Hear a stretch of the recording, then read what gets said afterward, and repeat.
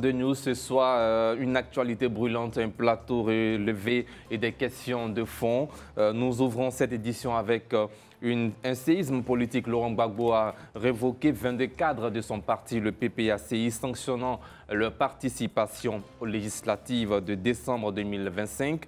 Entre disciplines de parti, stratégie politique, interprétation du texte du leader et incompréhension d'une partie de l'opinion. Cette décision secoue l'opposition et relance le débat sur la cohésion interne au PPACI. Pour analyser les enjeux, les zones d'ombre et les conséquences, nous recevons nos consultants ce soir. Lancina Karamoko, analyste. Bonsoir à vous, Lancina Karamoko. À votre côté, Maître Cédric Koné, conseiller juridique. Bonsoir, Maître Cédric Koné. Bonsoir, Cédric. À gauche, Michel Beta, journaliste DG du quotidien Le Bélier. Bonsoir. Bonsoir, Cédric. Et enfin, Valentin Zawi, sociologue, expert en gestion des ressources humaines. Bonsoir, à vous Cédric. Et bienvenue dans Entre deux News. Dans la deuxième partie de notre émission, nous changerons de registre, bien sûr, pour aller à Cocody, l'une des circonscriptions les plus observées du pays à l'approche des législatives. Nous recevrons Colette Koné, elle est candidate du RHDP à cette élection prévue en décembre pour une interview spéciale consacrée aux enjeux locaux et à la vision qu'elle porte en tant que potentiel député élu de la nation. Elle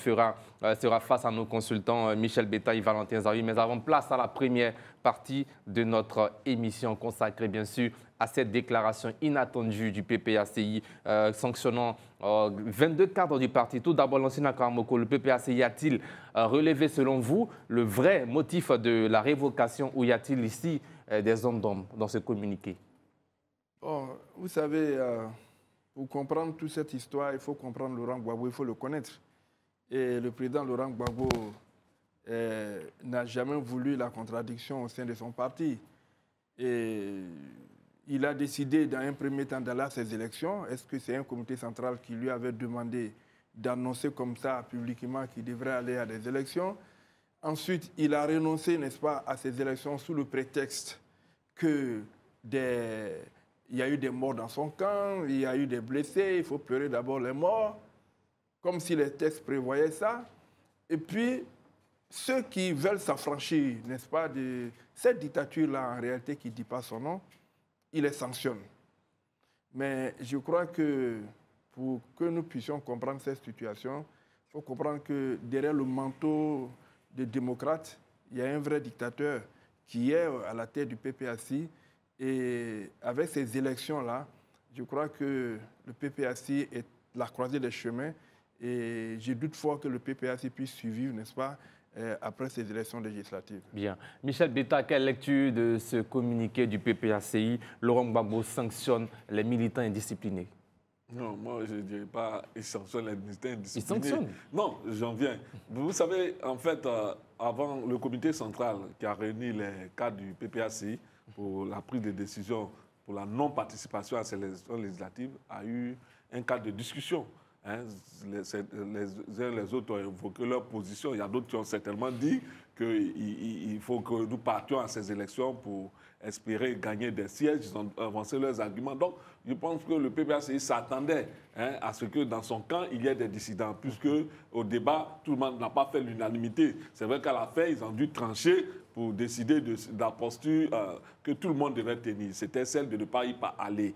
Mais ils savaient qu'en leur sein, il y a d'autres qui n'adhéraient pas, parce qu'il y a eu des discussions internes qui ont été sanctionnées par un communiqué. Donc, pour dire que moi, ça ne me surprend pas, parce que la ligne du parti a été clairement définie à travers un communiqué après cette réunion. Donc, si tu n'y adhères pas, c'est certain qu'en y allant, tu seras blâmé, sanctionné. D'autres, on en fait les frais avant ces 22-là. Donc, c'est dans la droite ligne du parti. Laurent Gbagbo montre un peu la fermeté, de la fermeté là, et puis de la cohérence de vouloir maîtriser ses troupes.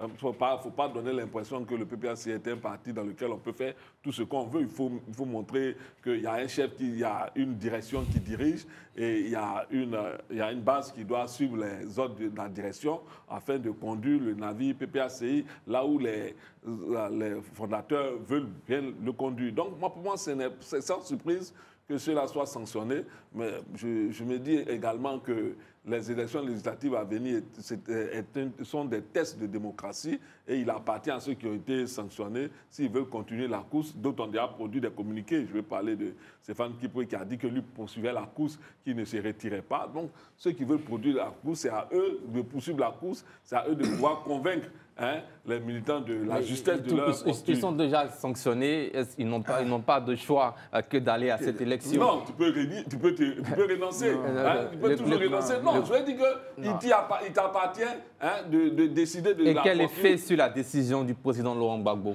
Vous pensez qu'il reviendra sur sa décision pour un cadre qui décide de se retirer? Ta posture vis-à-vis des militants aussi pour être déterminée là, parce que bon, tu penses que tu as donné ton avis et que si la direction insiste pour maintenir le cap de la non-participation, il y a d'autres qui ont envoyé des courriers pour que la CEI les retire. Ils étaient déjà engagés, ils ont envoyé des courriers pour que la CEI les retire. Bon, la CEI dit avoir donné droit suite à certaines de ces requêtes-là. Donc je pense que ceux-là aussi pouvaient s'inscrire dans cette ligne-là. Pour moi, bon, écoute, d'autres ont décidé de poursuivre. Il leur appartient de pouvoir convaincre les militants de la justesse de leur posture. Parce que là, je crois vraiment qu'ils sont mal barrés déjà. Parce que la décision de la direction va amoindrir vraiment l'enthousiasme de ceux qui voulaient les suivre. Bien. Valentin Zawi, quelle lecture faites-vous de ce communiqué du PPACI qui est aussi clair? Une lecture à 3 niveaux. Le premier niveau, c'est pour un raccourcissement de la discipline du parti. Parce que le comité central du 9 novembre a décidé que le PPACI n'allait pas participer aux législatives. Donc, finalement, les cadres qui décident d'y aller, ils vont à l'encontre de cette décision prise par une instance souveraine du parti. Donc, on va dire que c'est la discipline. Après, la conséquence, ou le message en creux qu'on envoie aux autres militants du parti, c'est de dire, voilà, ici, on ne fait pas ce qu'on a envie de faire. Donc, il y a une ligne qu'il faut respecter. L'autre niveau, c'est les 22 cadres qui, malgré cette décision du comité central, décident d'aller aux législatives, demandent leur détermination. Est-ce que ces cadres-là sont en écho, en harmonie avec leur population? Le 27 décembre, on le saura.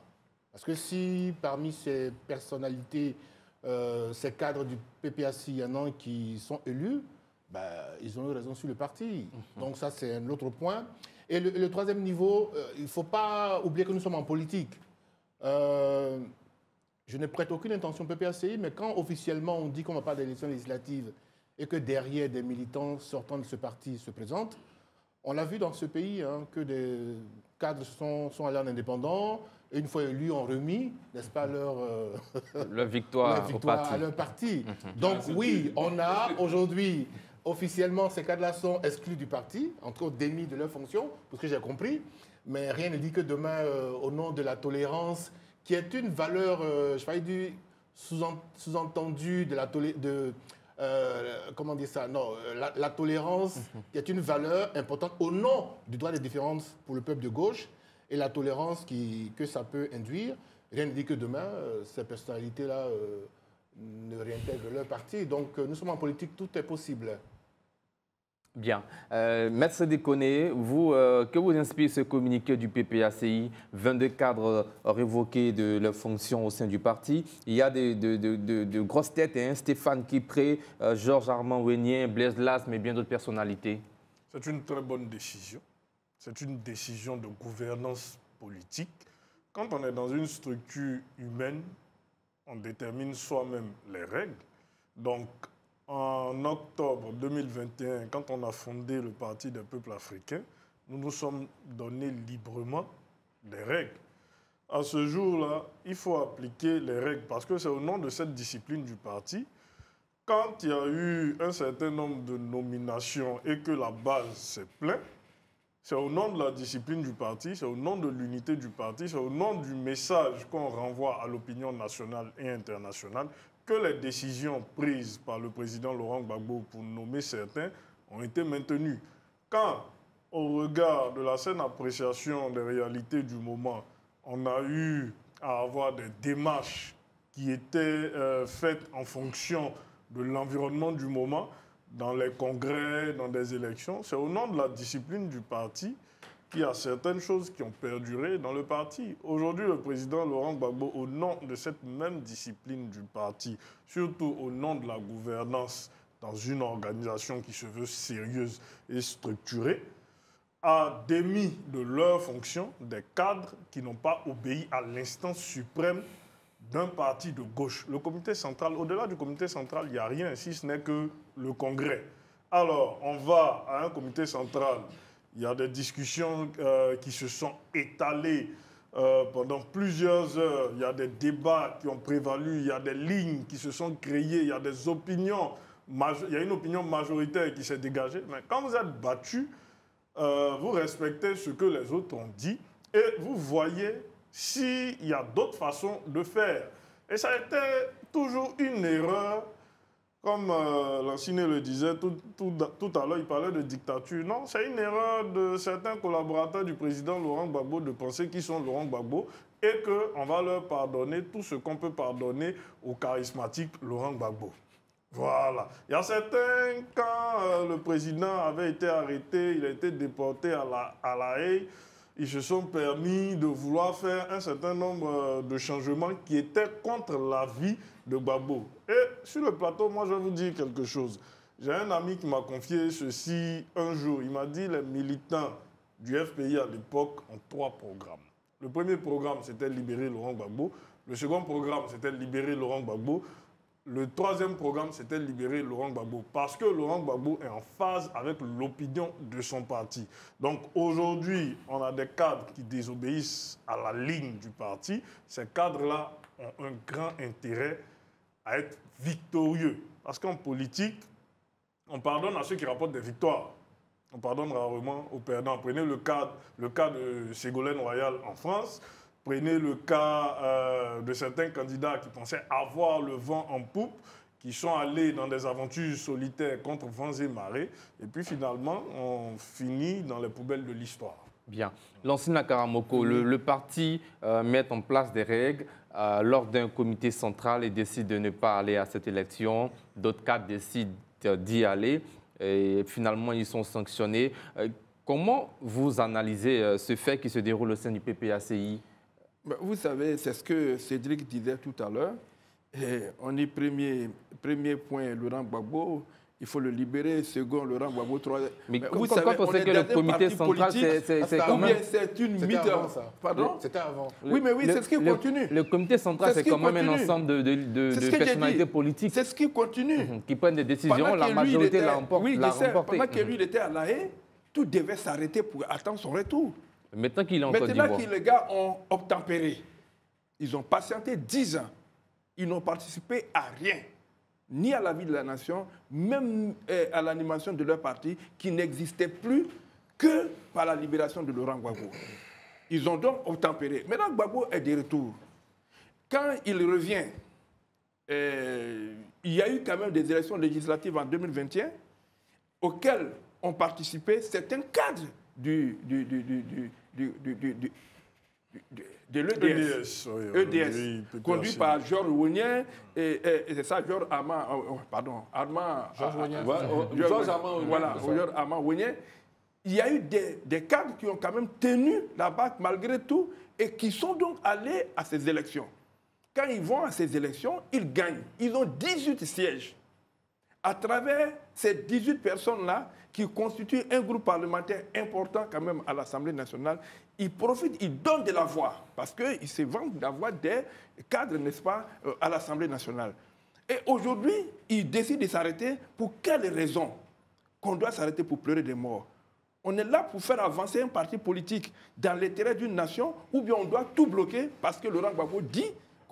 C'est pourquoi il dit, souvenez-vous, que c'est lui-même qui a demandé dans un premier temps qu'on irait à ces élections. À quel moment? Parce que là, moi, je m'étonne quand même. Même lors de ce comité central, il a exprimé le fait que Pour lui, le PPAC devrait aller à cette élection, mais mais ça, il a c'est la plus tard des communication. raisons Voilà. pourquoi ne C'est la pas partie aller. communication. Voilà. Après, on a des Ensuite, minutes maintenant, d'un comité central ensuite- qui détermine une ligne claire. C'est un procès verbal qui dit ce qu'on a décidé de faire. On peut exprimer des opinions, mais est-ce que l'opinion l'emporte sur ce qui est de droit? Bien, allez-y, Nancy Nakaramo, qu'on termine Donc, il rapidement. revient après et dit, bon, on va plus à ces élections. Et puis, on donne une note qui est, c'est ce qu'il a dit, c'est la note qui est sortie, c'est une circulaire qui est sortie de cette, et qui interdit à tous ces gens. Ils ont dit non, nous, on va y aller.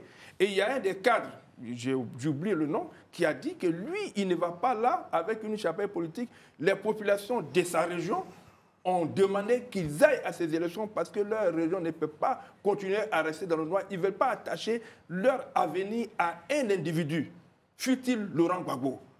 Alors, ils décident d'aller à ces élections. Mais comme on a dit, on attend de voir. Vous parlez de Stéphane Kipré. Stéphane Kipré, oui.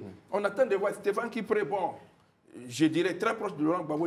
Il a même signifié le fait d'avoir été avec un autre candidat lors d'élections précédentes Oui. a engendré un échec aux élections. Tout à fait. Voilà. Alors donc, c'est dire quoi? Que des militants ils sont en train de commencer à comprendre qu'on ne peut plus rester dans le diktat de Laurent Gbagbo. Et c'est avec fierté d'ailleurs qu'ils se font appeler les Gors. Il y en a qui disent on n'est plus Gors. Maintenant, on veut participer à la vie sociopolitique de la Côte d'Ivoire. Si quelqu'un veut décider de s'arrêter, qu'il s'arrête. Mais il ne dit pas qu'on s'arrête pour pleurer des morts. Depuis qu'on a vu ça, Bien. On doit s'arrêter, on ne doit pas participer à des élections parce qu'on doit pleurer des morts. Bien. Alors, Michel Betta, Laurent Gbagbo a annoncé il y a quelques semaines qu'il se retirerait de la scène politique après les élections législatives. Le président prépare sa retraite politique et déjà, le parti ne participe pas à des élections. Des cadres décident d'aller, peut-être pour question de survie politique. La question qui vous est adressée, est-ce que vous pensez que cette sanction protège le parti ou encore fragilise le PPACI? Et une seconde question pour vous, est-ce que le PPACI applique une discipline juste ou pour vous c'est une discipline simplement punitive? D'abord, je vais répondre à la seconde. C'est une discipline juste parce que la décision a été prise par un comité. Hein, ce n'est pas un individu qui a pris la décision. Donc, ça, c'est la marche d'un parti, tout parti qui se veut sérieux. Quand on prend une décision au sein des instances, il faut les faire respecter. Et je pense que Laurent Gbagbo, en décidant de sanctionner, de révoquer ces 22-là, veut faire respecter les décisions du parti, pas ses décisions personnelles. Contrairement à ce que certains pensent, ce n'est pas de la dictature, c'est la discipline du parti. Maintenant, la deuxième question. Bon, il a dit après le congrès, hein, je pense, ce n'est pas après les législatives. Hein. Quand il a parlé le congrès, c'est bien sûr en début d'année. Après les législatives, et c'est au congrès qui décide de voter.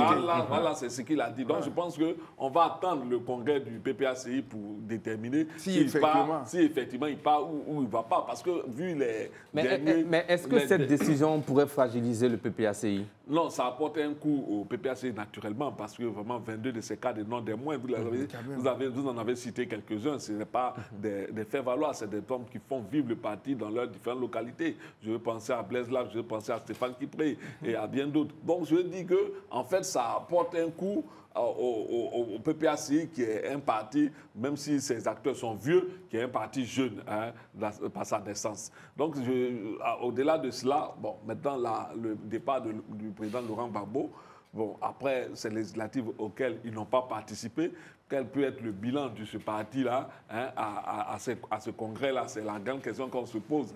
Il ne va pas participer au présidentiel parce qu'il est écarté, hein, malheureusement, par une justice aux autres. Il ne va pas participer aux législatives parce qu'on estime que vraiment il fallait pleurer certains morts que nous pleurons tous, bien entendu, parce que vraiment c'est la contestation. Il ne faut pas la criminaliser. La contestation, elle est légitime, elle est ancrée dans notre Constitution. C'est-à-dire, quand on n'est pas content, à un moment donné, on donne de la voix. Et c'est ce que les partis qui ont été exclus par des artifices juridiques de cette présidentielle-là, ont donné de la voix pour demander à leurs militants de sortir pour empêcher le déroulé de ce... S'il te plaît, je finis, tu auras la parole. Donc, pour dire à leurs militants de donner de la voix pour ne pas que les choses se déroulent comme on l'a vu, parce que des personnes écartées, des voix, on a vu le taux de participation, nous en dira long d'ailleurs, parce que mais maintenant que l'occasion est permise à tous les partis de participer, oui, le PPACI on décide d'aller à ces législatives-là ou pas.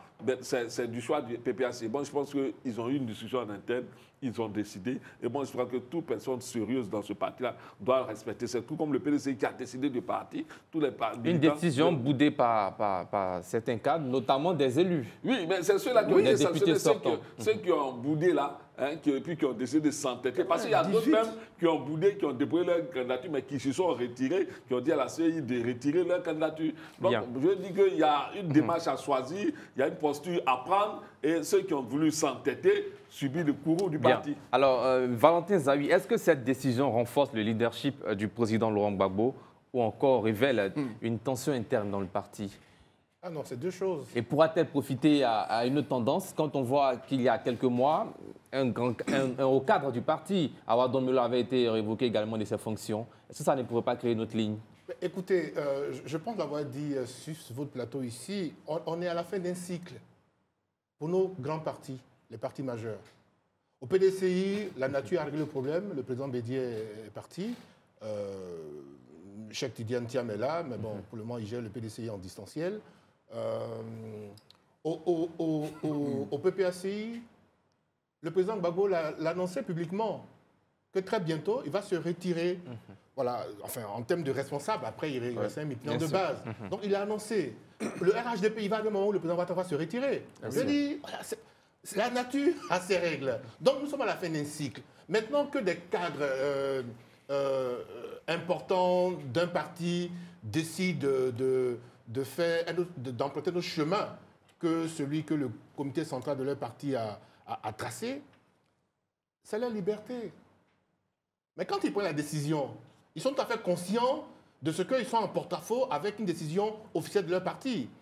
Il n'y a pas de dictature qui tienne. On peut tout reprocher au président Laurent Gbagbo, mais il n'y a pas de dictature qui tienne. Parce que c'est la démocratie, en fait.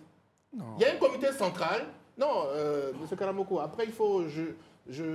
Je connais votre amour pour le président Laurent Gbagbo, mais après, il ne faut pas non plus faut pas exagérer. Il y a un comité central. Voilà. En fait, il nous l'expliquera un jour. Il y a un comité central. Ce qu'on peut relever, c'est qu'à ce comité central, le président Gbagbo donne son avis qui peut impacter, ou parce que bon, le leader charismatique, comme dit Cédric, a donné un avis, donc peut-être que d'autres camarades vont le suivre, même s'ils pensent le contraire. Mais le fait est que c'est le comité central, qui est une instance souveraine, qui a décidé. Alors, une autre question pour vous, parce que certains estiment que cette révocation masque un malaise structurel entre la base du parti et la direction. Oui, mais écoutez, ce propos-là, il vaut pour tous nos partis. Voilà. À l'occasion législative, il y a eu des arbitrages, des candidats qui estimaient qu'ils devaient y aller n'ont pas eu le parrainage de leur parti, ils sont allés ailleurs, ils ont dit ce qu'ils en pensaient.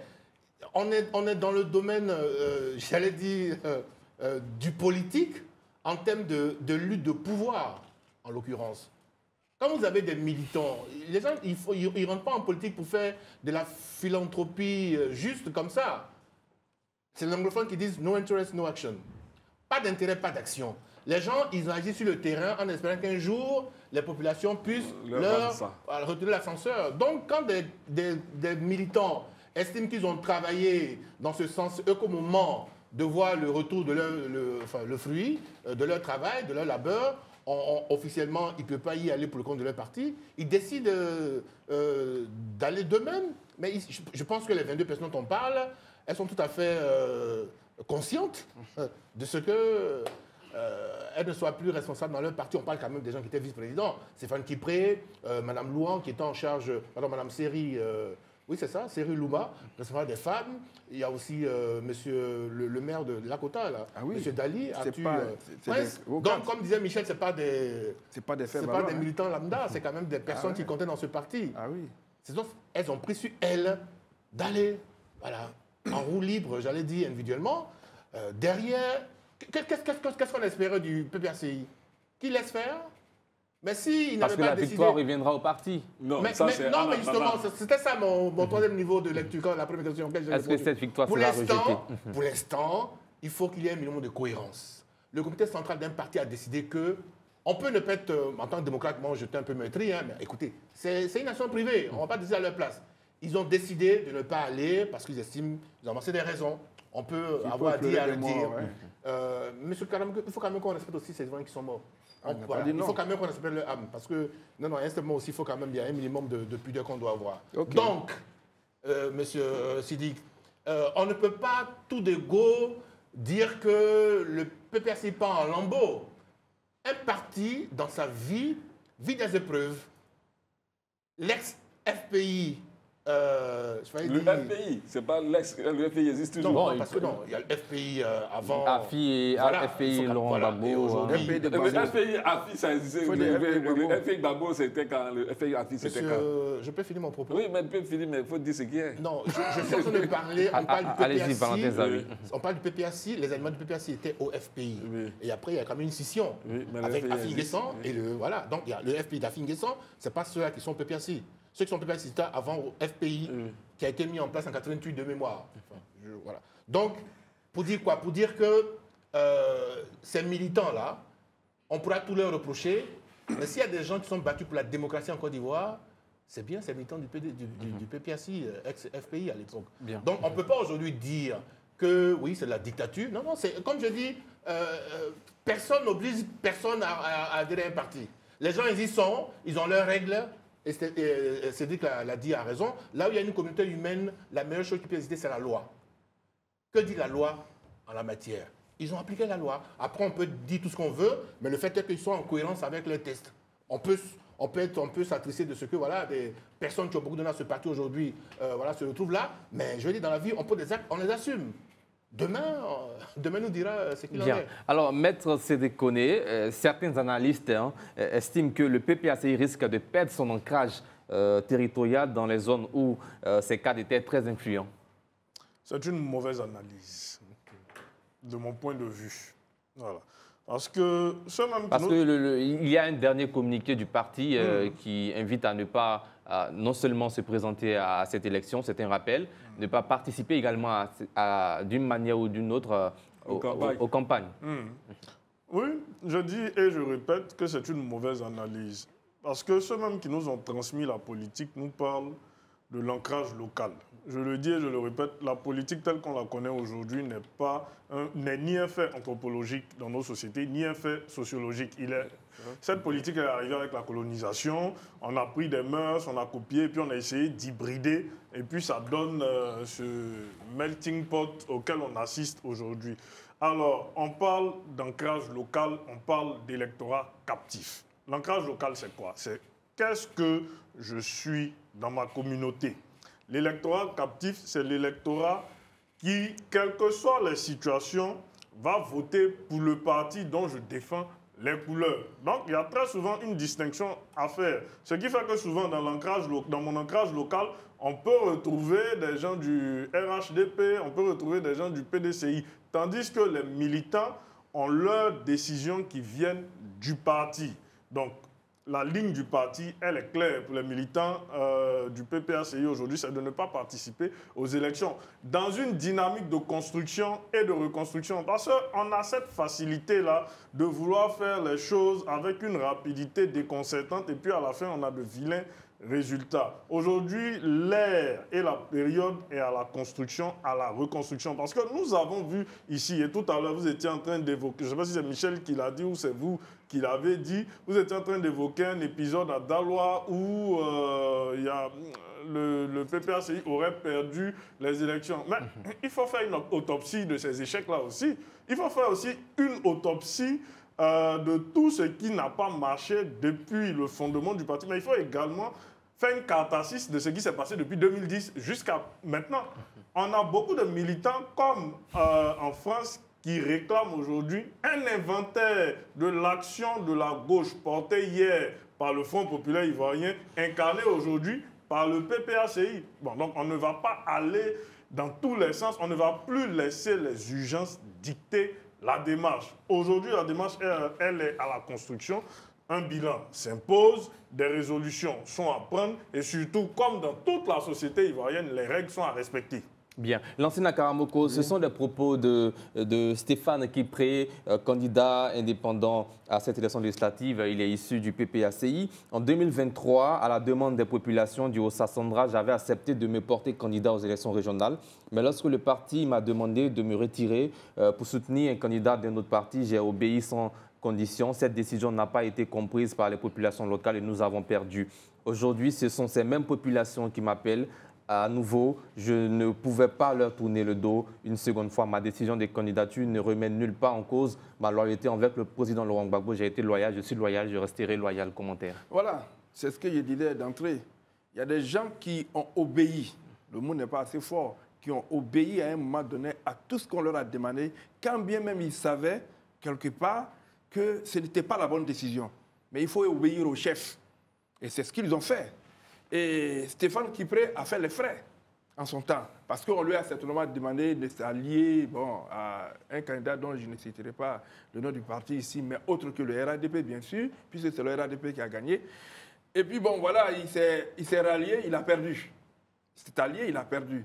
Et aujourd'hui, les mêmes populations disent qu'il faut repartir. Alors qu'ils se sont en train de se préparer depuis pas mal de temps déjà. Parce que pour certains, ils sont en train de se préparer depuis 5 ans. Pour d'autres, ils sont en train, depuis qu'ils ont été élus à l'hémicycle, ils veulent revenir. Ils veulent mener le combat politique.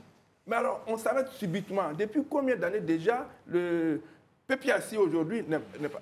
En 90, Laurent Gbagbo, il a été suivi par ses camarades. Ses camarades lui avaient demandé de ne pas participer aux élections en 90. Il a fait à sa tête, il est parti. Ce n'est pas pour autant que ceux-là lui ont fermé tout. En 1995, avec le Front républicain, à un moment donné, il a lâché complètement le RDS dans le combat. Ah oui, oui, en 95, oui, il avait lâché le RDS seul dans le combat, n'est-ce pas, du Front républicain n'existait que des noms. Les faits c'est le disent autre chose, mais bon. qui continuait, n'est-ce pas, à se battre sur le terrain.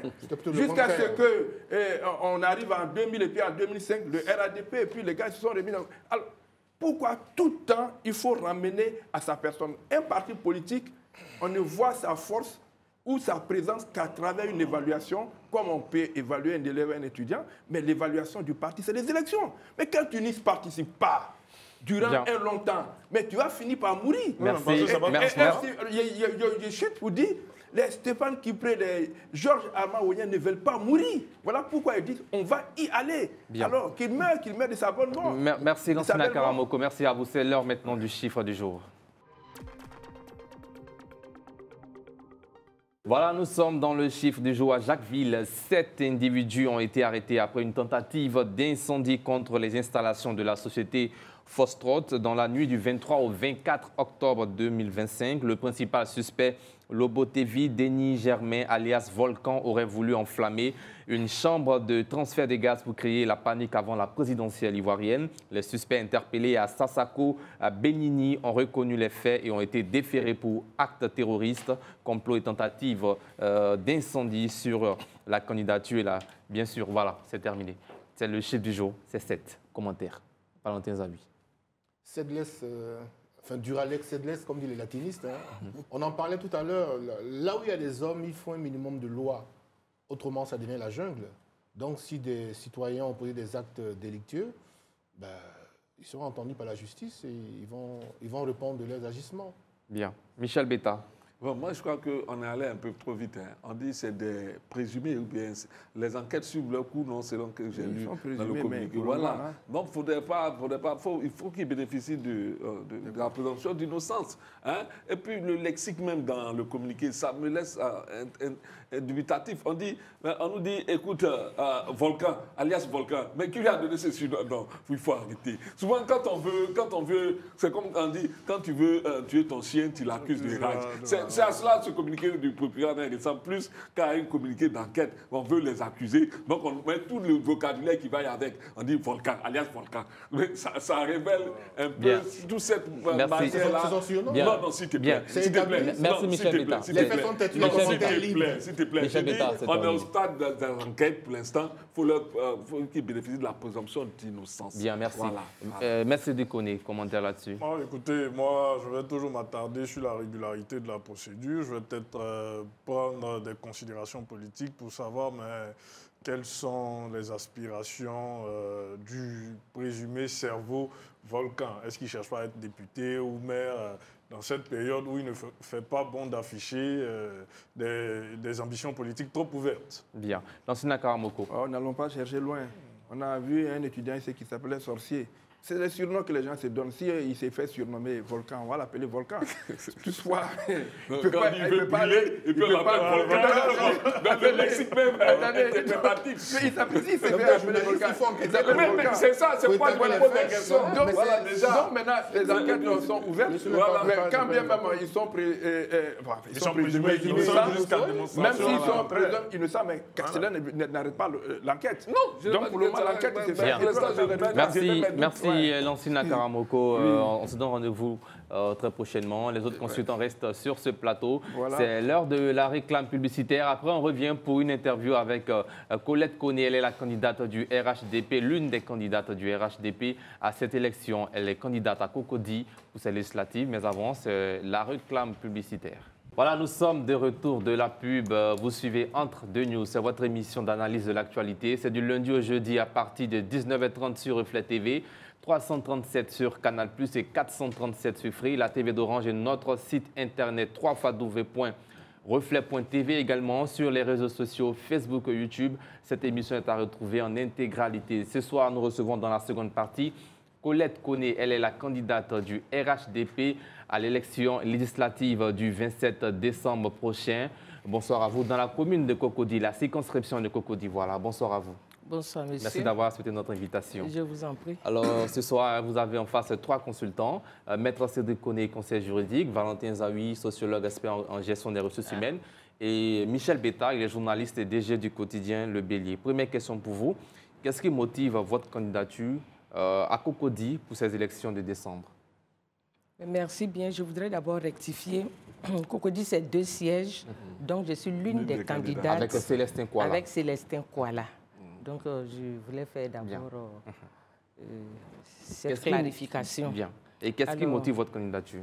Ma candidature aux élections législatives à Cocody sont motivées par le fait que je suis en mission. J'ai été mise en mission par le RHDP parce que c'est une candidature qui a été suscitée par le RHDP lui-même. Donc voilà, c'est une candidature de mission. Bien. Vous n'étiez pas partante d'ailleurs, alors? Non, je ne m'attendais pas à ça. Alors vous ne vous attendez pas, donc vous n'êtes pas préparé? Alors... Non, pas préparé. Un militant est toujours préparé. Ah, ok. Voilà. Alors, selon certaines indiscrétions, lorsque le RHDP avait appelé ses militants désireux de se présenter à cette élection, de faire parvenir leurs différents dossiers, ne figurait pas celui de Colette Koné. C'est à l'appel du patron du parti que votre candidature a été enregistrée à cette élection. Est-ce que vous confirmez cette information? Mais je voudrais tout simplement dire que ma candidature, comme me plaît à le dire maintenant, est une candidature divine. Donc, quelle que soit la manière dont j'ai été choisie, je l'assume, je rentre dans cette peau de candidat aux législatives à Cocody et je pense qu'on pourrait... Je m'en approprie. Bien. Donc, je suis candidate. C'est ce que je retiens. Alors, Madame Koné, vous avez répondu comme une femme politique. Vous êtes à la question de M. Sidi, mais moi, c'est la question que j'avais prévue pour vous. La première question, on dit que vous êtes une privilégiée au niveau de votre parti. Des personnes qui sont introduites, que vous avez un traitement tout particulier. Et c'est ce qui explique en partie qu'aujourd'hui, vous soyez candidate à Cocody, alors que quelques années plus tôt, vous étiez plutôt candidate pour les municipales. Donc, je vais dire, c'est aussi important pour les Ivoiriens qui ont envie de vous connaître, que vous expliquez un peu pourquoi vous êtes une privilégiée au niveau du RHDP. Non, non, non, je pense que je ne suis pas une privilégiée au niveau du RHDP. Comme je le disais tantôt, je pense que le choix s'est porté sur moi parce que la direction du RHDP a tenu compte de mon background. Et je voudrais vous dire qu'en 2015, j'ai été à la faveur du RHDP. J'ai été la directrice de campagne du président de la République en 2015. C'était au PDCI à l'époque? Et j'étais au RHDP unifié. D'accord. Voilà. Okay. Donc, j'ai déjà travaillé avec les militants du RHDP qui me connaissent très bien. Donc, c'est un retour naturel. D'accord. Voilà. Bien. Michel Bétard, ensuite. Vous n'avez toujours pas répondu à la question, mais ce n'est pas grave. Mais si, j'ai répondu, je ne suis pas privilégiée. Bien. Michel Bétard. Je pense que j'ai quelque chose à apporter. Et voilà. Vous savez qu'on est en politique. Je sais qu'il y a eu certainement Des concertations. Des concertations. Et Des comme on instructions aussi tire... qui ont Non, été non, non, données? pas du tout. Je ne pense pas qu'il y a eu des instructions. Je pense que, comme on tire à la courte paille, c'est moi qui ai été tiré. Bien. D'accord. Michel Bétan. Oui, madame l'honorable, on peut... Oui, je reçois. Non, vous savez... Ça, c'est un jeu de pourquoi courrier que tu fais. Bien. Nous la recevons en Bien. tant que... Allez-y, Michel Béta. Et je pense que c'est nos voeux de bonheur l'accompagnent. Madame Futur, Voilà, donc c'est pourquoi je dis l'honorable. Oui. Donc je disais tantôt que vous savez que le député, c'est la proximité avec les populations, pouvoir venir rendre compte aux populations du mandat qu'ils vous ont confié et de ce qui s'est fait à l'Assemblée nationale. C'est aussi le contrôle de l'action gouvernementale. Et vous êtes du RHDP. Aujourd'hui, moi, je pense que les communes comme Cocody, où on connaît plus ou moins l'électorat, la qualité de l'électorat, ont besoin plus d'avocats que d'un presque membre du gouvernement. Est-ce que vous êtes capable d'être l'avocat des populations de Cocody pour ce qu'ils attendent de leurs députés auprès de l'Assemblée nationale? Bien entendu, je pense que je suis la personne idoine parce que vous avez bien dit que être député, c'est avoir la proximité avec ses concitoyens. Et il y a effectivement un devoir de contrôle. Je pense également qu'il y a la représentativité parce que le député, c'est celui qui représente ses citoyens à l'Assemblée nationale. Donc nous avons un devoir de redevabilité vis-à-vis de ceux qui nous ont mandatés pour être à l'Assemblée nationale. Donc je pense que vraiment, je peux revenir sur mes pas par devoir, par, j'allais dire, par loyauté vis-à-vis de ceux qui m'ont mandaté pour leur faire le retour des activités gouvernementales et de ma production au niveau de l'Assemblée. Est-ce que vous pouvez contester, quand je dis l'avocat, Oui. c'est-à-dire, est-ce qu'à un moment donné, si le RHDP prend des décisions qui ne sont pas en faveur de vos populations, est-ce que vous pouvez les contester? Bon, d'abord, ce que je voudrais dire, c'est que nous avons vu le programme du président de la République. Nous savons que le gouvernement, avec les plans nationaux que nous avons, viendront avec des projets en lien avec le programme qui a été établi. Donc, ça m'étonnerait que le programme que j'ai vu aille à l'encontre du bien-être ou de l'intérêt des populations. D'abord, je pense que c'est un cas de figure qui va être difficilement établi. Ensuite, si d'aventure c'est le cas, à partir du moment où j'ai été mandaté par les populations, à mon sens, à l'Assemblée nationale, il n'y a pas d'antagonisme entre le gouvernement et les parlementaires. Pour moi, le parlementaire, c'est celui qui vient examiner les textes qui sont mis à sa disposition, qui peut apporter des amendements qui peuvent améliorer ces textes en vue justement des préoccupations, de respecter les préoccupations de ses concitoyens. Et pour moi, le député n'est pas forcément celui-là qui doit s'opposer pour s'opposer. Il doit pouvoir faire des propositions pour améliorer ces textes dans l'intérêt supérieur de ceux qui l'ont amené à l'Assemblée nationale. Donc, si je suis à l'Assemblée nationale, je pense que je regarderai les textes avec l'œil de celui qui est en mission pour le bien-être de ces populations. Donc, même si je dois relever peut-être quelques insuffisances, c'est dans le sens de faire des propositions pour améliorer ce qui a été proposé par le gouvernement. Bien. Maître Cédric Koné. Oui, madame, bonjour. Bonsoir. Enfin, bonjour, bonsoir, ça dépend. Voilà. Alors, moi, je vous ai écouté religieusement, hein, vous l'aurez remarqué, mais vous nous dites que vous êtes en mission pour les populations de Cocody, mais à l'entame de votre propos, vous nous avez dit, vous nous avez confié sur l'antenne que vous êtes en mission pour le RHDP. Alors, j'ai envie de vous demander quel est votre réel ancrage local au niveau de Cocody. Quels sont vos faits d'armes? Est-ce que vous avez défendu les jeunes filles de Cocody? Est-ce que vous avez toujours été dans l'association des chauffeurs de Woro de Cocody? Qui est Colette Koné pour les populations de Cocody? Ça, on a envie de le savoir.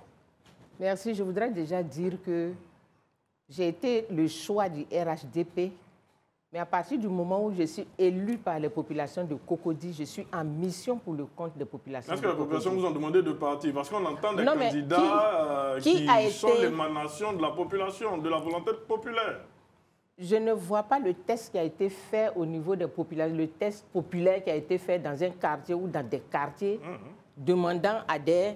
Vous ne pensez pas que ça devrait être fait au vu de toutes les contestations auxquelles on assiste aujourd'hui, notamment votre candidature qui n'est pas contestée du tout. Qui est contestée tout à l'heure parce que... Par qui? Non, par qui? Xavier le disait tout à l'heure, on parle de parachutage, on parle de privilèges. Non, il ne l'a pas dit. Demandez-lui c'est ce qu'il a dit. Je suis responsable de mes propos. Bien. Donc, demandez-lui c'est ce qu'il a dit. Non, c'est pas ça mon point. Bien. Voilà. Donc, je pense que j'ai souhaité faire quand même ce recadrage parce que, à mon sens, je n'ai pas encore vu des militants du RHDP en train de contester ma candidature. Comme je vous l'ai dit, les militants du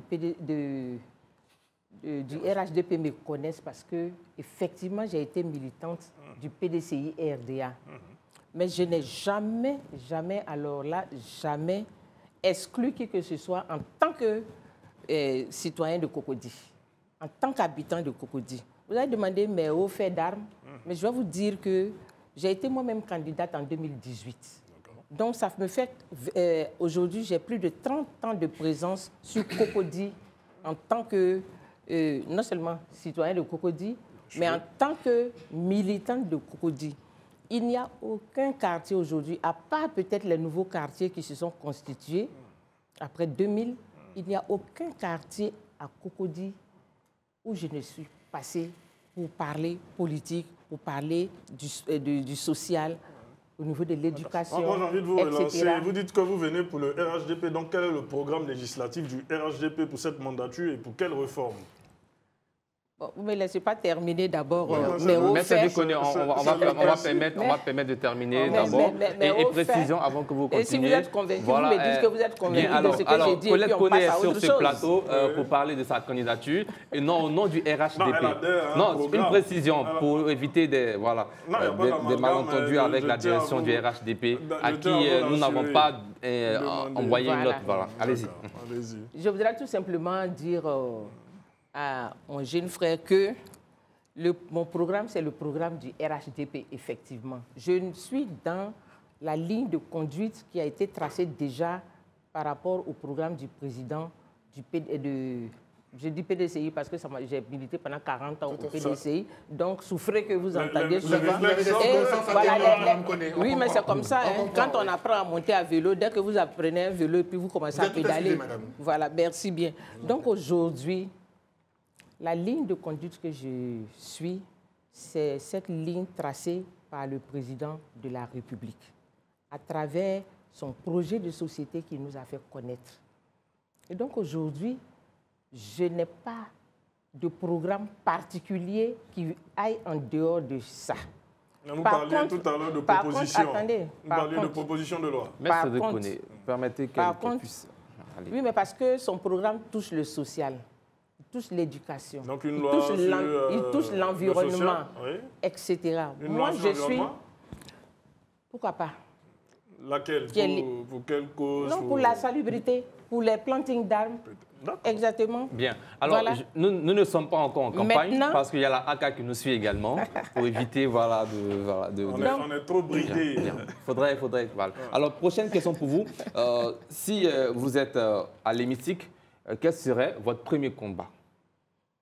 Mon premier combat, déjà, quand je serai à l'hémicycle, c'est déjà de faire en sorte que je puisse bien comprendre le fonctionnement. Parce qu'être à l'extérieur et puis avoir la théorie, ce n'est pas pareil que lorsque on est soi-même acteur. Déjà, bien comprendre le fonctionnement de l'Assemblée nationale. Ensuite, le combat que je mènerai, c'est d'abord d'être attentive, loyale, suivre les dossiers qui vont nous être soumis, les lire vraiment à la loupe et puis voir si ces projets sont en lien avec le bien-être des populations qui m'ont mandaté.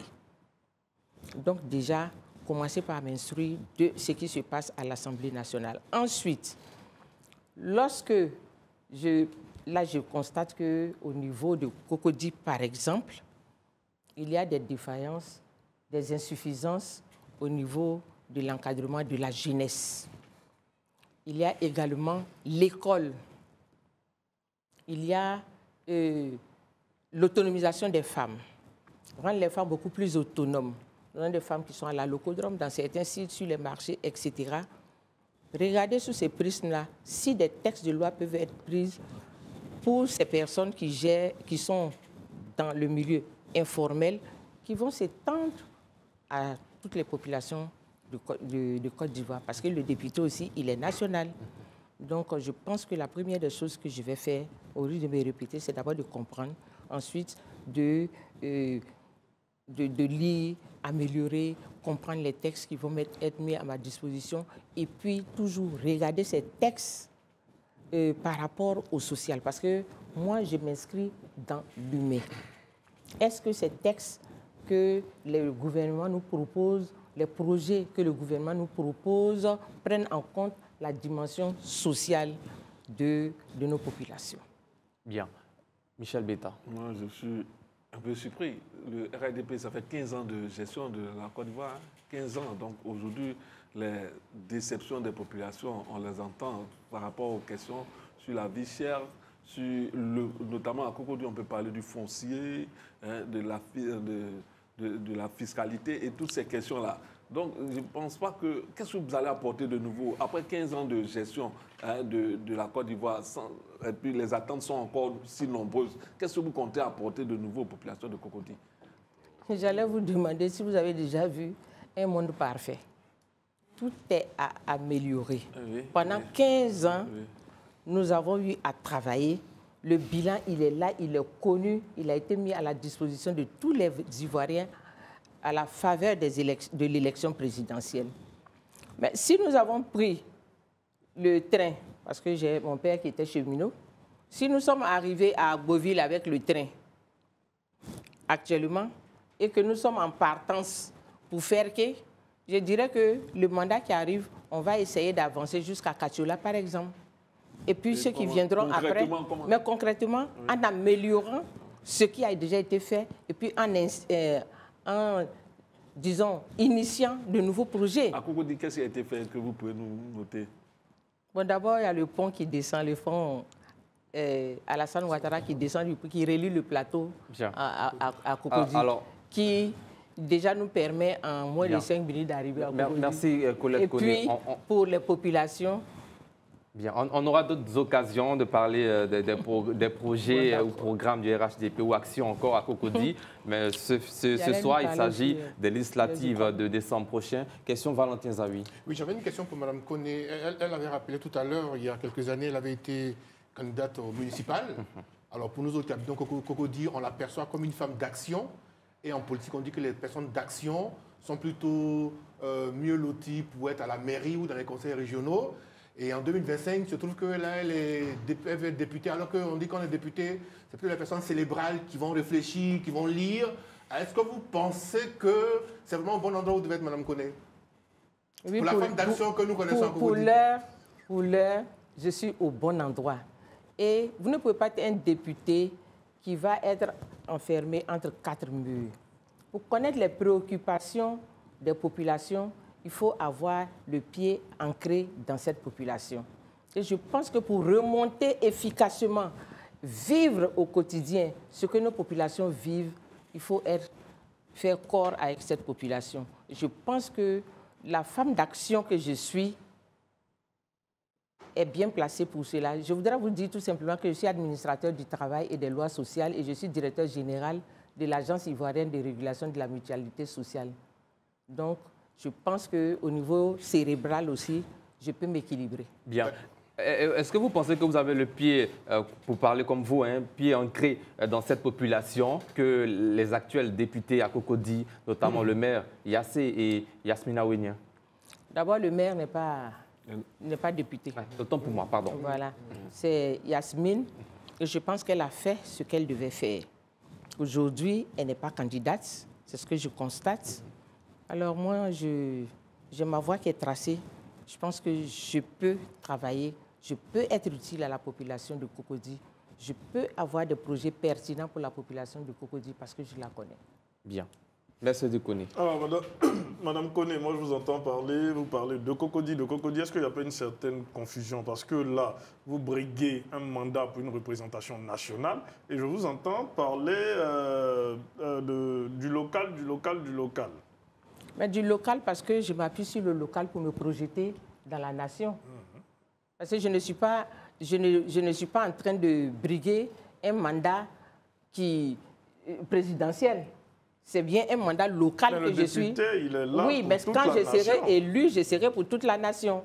Mais pour toute la nation, les lois qui vont être prises, disons les propositions de loi que nous allons faire en faveur des populations de Cocody, il va sans dire que ça va s'étendre à toutes les populations de Côte d'Ivoire qui seront concernées par ce problème donné. Je vous donne un exemple. Si nous réussissons à faire passer une loi qui exige des entrepreneurs, par exemple, ou de ceux qui attribuent les marchés, que dans tous les établissements, il soit construit des blocs sanitaires pour les filles, ensuite des blocs sanitaires pour les garçons qui ne soient pas au même endroit et des blocs sanitaires pour le personnel. Mais ce sera dans tous les établissements de Côte d'Ivoire. Ce ne sera pas qu'à Cocody. Il y a un grand besoin dans ce domaine, Mme Koné. Absolument. Et à votre décharge, c'est par rapport aux questions que lui posait Michel, qui a parlé de Cocody. Est-ce que ce n'est pas déjà fait? Parce que je sais qu'en Côte d'Ivoire, même si je n'ai pas interrogé nos lois, il y a des lois programmatiques qui, il y a quelques années, ont été prises. Est-ce qu'on ne peut pas attendre le bilan de ces lois programmatiques-là qui partent d'une année à une autre pour se prononcer là-dessus? Ou bien vous êtes en train de nous dire que le bilan n'est pas réduisant en la matière? Non, je ne suis pas en train de vous le dire, mais je vous dis, par rapport à ce point spécifique, je n'ai pas vu de loi qui exige, qui contraint les entrepreneurs à le faire parce que je suis allée dans des établissements où ça n'existait pas et à Cocody. Donc c'est un constat que j'ai fait. Comme je vous ai dit, je ne suis pas nouvelle sur le territoire de Cocody. Donc à la faveur des élections municipales, j'ai eu l'occasion d'aller dans des établissements où ça n'existe pas. Ou si ça existe, il n'y a pas de... Vous savez aujourd'hui qu'il y a le genre qui est exigé, que nous exigeons, nous, les femmes, et que les gouvernements nous suivent. Donc, les filles et les garçons, ils ne soient pas ensemble dans les sanitaires, dans le même sanitaire. C'est tout. Bien. Michel Betta. La transparence aussi sera vraiment un des traits déterminants du prochain député, parce que, comme vous pouvez le constater, nous déplorons dans ce pays les faits de corruption, les faits également de, je dirais, de corruption, même pas de corruption au plan national, on parle de plus de 1400 que la corruption coûte à ce pays-là. Est-ce que vous serez de ceux qui seront assez transparents pour venir dire les faits qui ne sont pas bien aux députés? Vous allez exiger la transparence auprès de votre population? Moi, je pense que vous savez que le devoir de redevabilité que nous avons vis-à-vis de nos populations nous contraint à revenir vers cette population pour leur rendre compte de l'action gouvernementale. Et pour ma part, je suis un peu réservée sur cette question parce que la corruption, elle n'est pas que au sommet ou dans nos directions les plus nanties. Mais la corruption aussi, c'est celui qui va chercher son extrait de naissance et puis qui veut qu'on lui donne rapidement et puis qui décaisse de l'argent aussi. Hein. Donc, ça fait partie de l'éducation qui doit être corrigée. Donc, c'est tout un ensemble qui doit être revu. L'éducation, il faut être loyal. Il y a des valeurs qu'il faut promouvoir. Et je pense qu'à travers les textes de loi qui vont être pris maintenant, la transparence, la loyauté, l'intégrité doivent pouvoir transparaître. Donc, si d'aventure on a de pareils dossiers, je serai la dernière à soutenir des malversations, des corruptions. Voilà. Et vous savez que le député également a le mandat non seulement de contrôle, mais également de mener des enquêtes parlementaires. Donc, je ferai partie de ces équipes qui vont mener des enquêtes parlementaires. Parlant d'enquête parlementaire, je voudrais un peu que vous prononciez sur une question qui a vraiment secoué un peu l'Assemblée et même les populations, les questions foncières liées à un certain Koumé Bakary. Est-ce que vous avez suivi ça un peu? Et quels sont... J'ai suivi en tant que citoyen qui peut être intéressé par l'actualité de son pays, mais je pense que sur ce plateau, je serais aujourd'hui mal fondé de venir me prononcer là-dessus parce que ce dossier est pendant devant la justice. Et il y a la séparation des pouvoirs. Ok, je vous le concède. Merci. Bien. Alors, comment concevez-vous le rôle de contrôle parlementaire du député? Bon, ce contrôle, je pense qu'il peut s'opérer déjà par les députés eux-mêmes. D'abord, le premier contrôle par les députés, être rigoureux. D'abord, les textes qui arrivent, il faut déjà mentionner dans ces textes de loi-là le contrôle qui doit s'opérer par rapport à tel ou tel autre projet. Ensuite, le contrôle, il peut être externe mixte, c'est-à-dire la société civile elle-même, qu'on peut mettre pour surveiller également l'application de ces lois. Et puis nous avons nos populations également qui, eux, c'est pour elles qu'on adopte ces lois, que cette population aussi ait la possibilité de faire un retour par rapport au ressenti, par rapport à l'application de ces lois. Et moi, personnellement, si je suis députée, je pense pouvoir mettre en place peut-être un numéro WhatsApp pour avoir le retour justement de l'efficacité de ces lois sur les populations. Valentin Zawi. Oui, Madame Koné, la question de M. Sidik, on peut la prolonger. On est en démocratie libérale depuis 1990, donc il y a un président qui est élu, et puis il y a l'Assemblée nationale qui est censée être le contre-pouvoir. C'est Charles Montesquieu qui dit que le pouvoir est corrompt. Le pouvoir absolu corrompt absolument. Ouais. Donc s'il y a un président, comme nous sommes dans des systèmes présidentialistes, j'ai failli dire, le président a beaucoup de pouvoir. Non, présidentiel, hein, formellement, dans la Constitution, c'est présidentiel. Oui, mais présidentialiste, c'était sous le fouet. Mais enfin, beaucoup de choses, ça n'a pas changé. Je te dis ce qui est formel. Exactement. Non, mais j'entends bien. Tu donnes le factuel. Oui, moi, c'est le sociologue, je donne le factuel. Voilà. C'est un juriste. Non, mais plus sérieusement, pour dire que depuis, bon, ça a été le cas, autant de président Fauboigny, hein, mais après, à partir de 90, il y a un président qui est élu et puis il y a l'Assemblée qui est censée contrôler l'action gouvernementale. Mais en vérité, quand on fait le point des différentes mandatures de nos députés, ce contrôle-là de l'action gouvernementale, on ne sent pas trop. Et ça se voit après dans les rapports la Cour des comptes. Bref, pour dire qu'on a bien compris que vous allez être candidate au nom de votre parti. Après, on a le sentiment, vous me dites ce que vous en pensez, que nos députés à l'Assemblée nationale, ils vont au nom de leur parti. Ils oublient qu'ils vont reprendre les populations. Donc finalement, on ne défend plus les populations, mais les députés, ils se battent pour leur parti. Et ça, c'est un problème pour la démocratie en Côte d'Ivoire.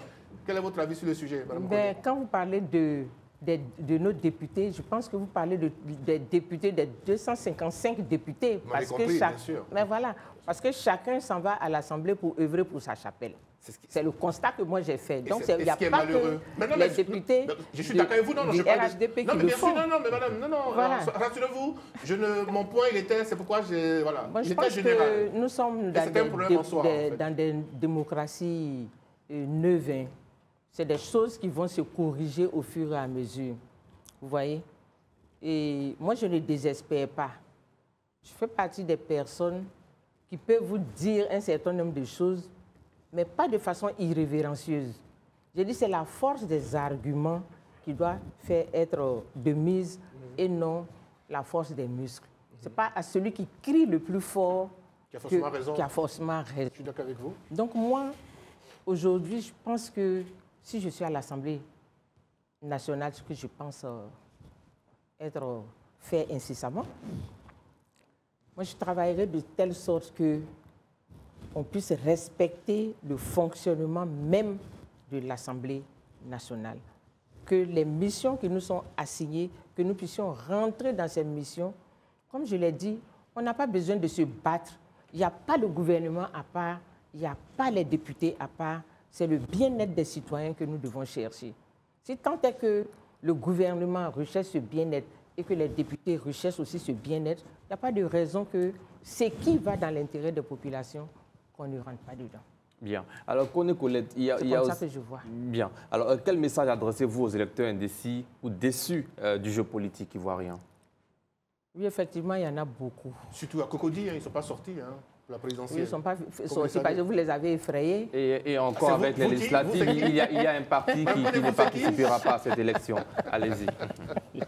Vous êtes ceux qui me posent la question. Excusez-moi. Bien, je réponds à la question. Un message pour ces électeurs indécis ou déçus du jeu politique ivoirien. Je pense qu'il faut séduire les électeurs.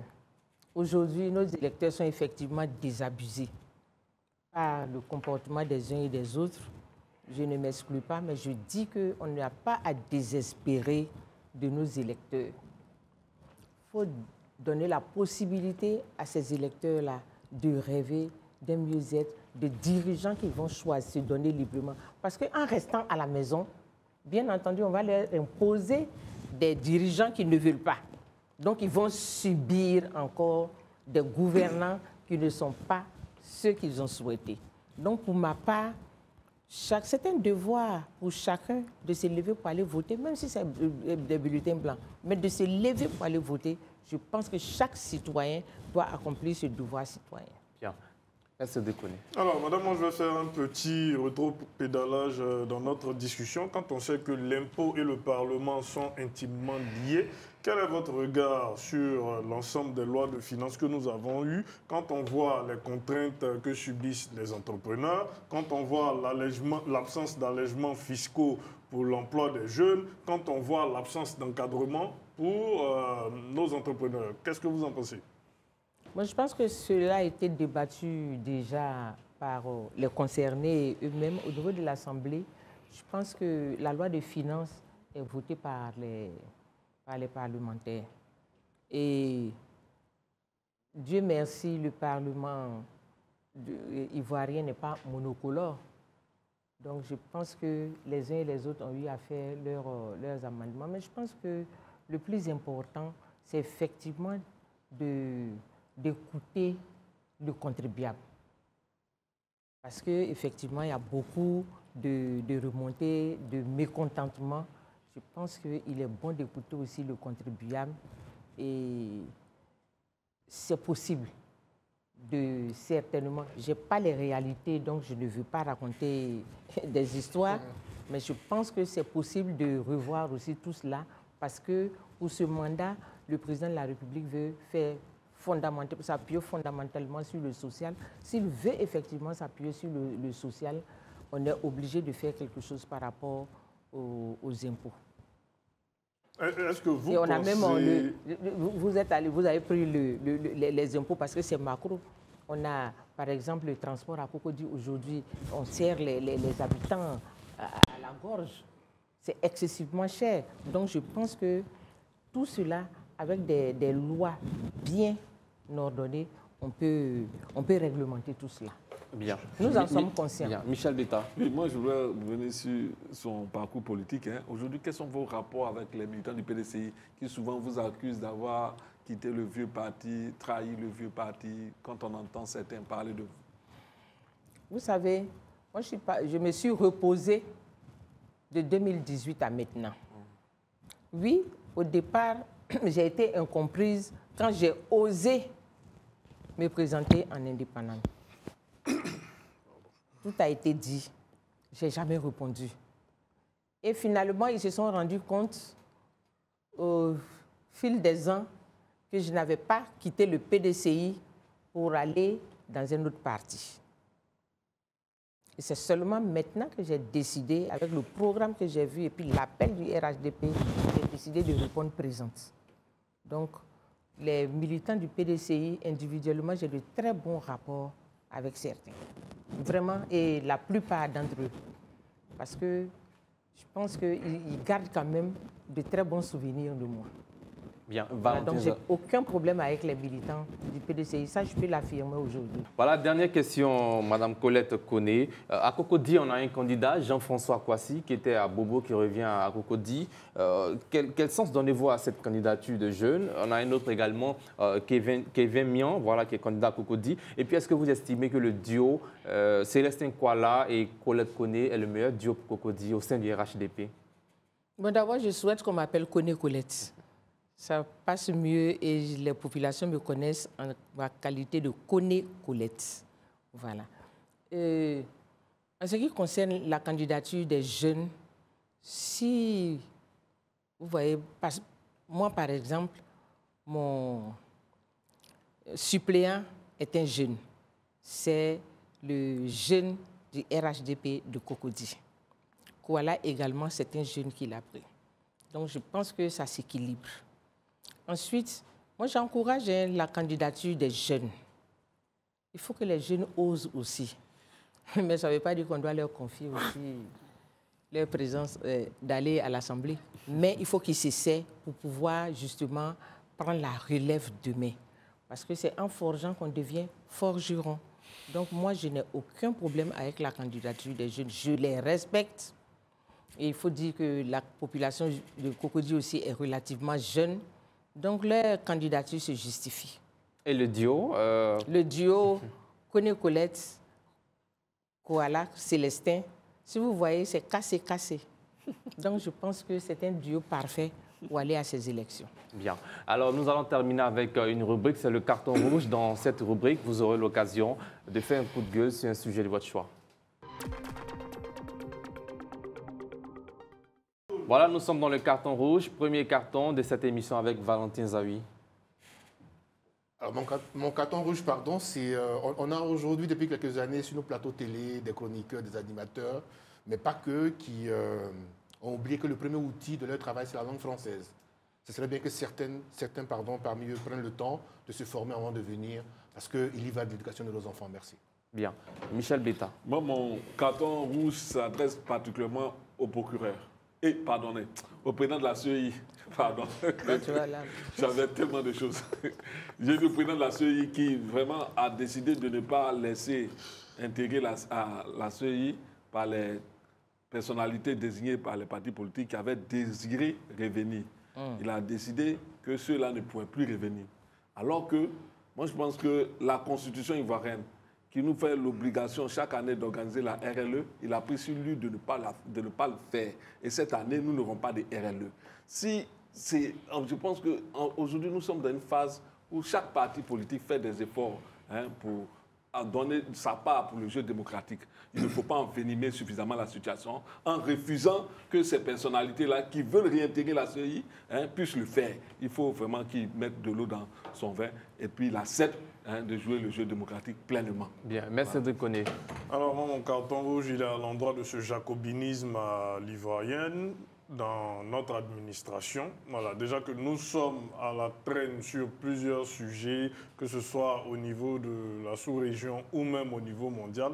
On ne va pas en rajouter avec une pesanteur administrative qui n'est pas efficace, qui ne rend pas, les démarches administratives efficaces pour les usagers. Voilà. À vous maintenant de faire votre carton rouge. Eh bien, moi, mon carton rouge est en lien avec l'indiscipline des conducteurs dans les ronds-points qui créent des embouteillages monstres. Donc, il serait bon que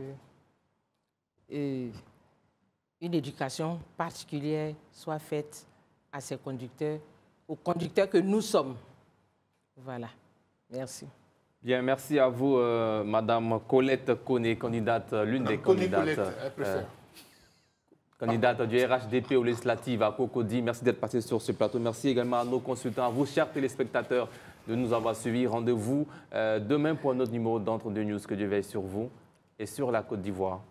Bonsoir.